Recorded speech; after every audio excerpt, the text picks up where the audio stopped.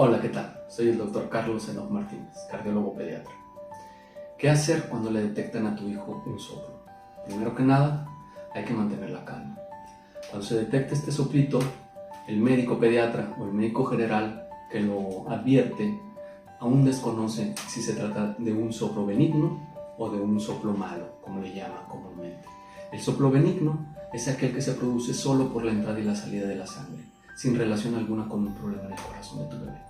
El otro, al contrario, sí tiene un problema muy puntual que tendríamos que manejar. Para saber la diferencia entre ambos, es importantísimo acudir con el especialista. Estamos a tus órdenes, puedes llamarnos para salir de cualquier duda y tranquilizarte antes de tu cita.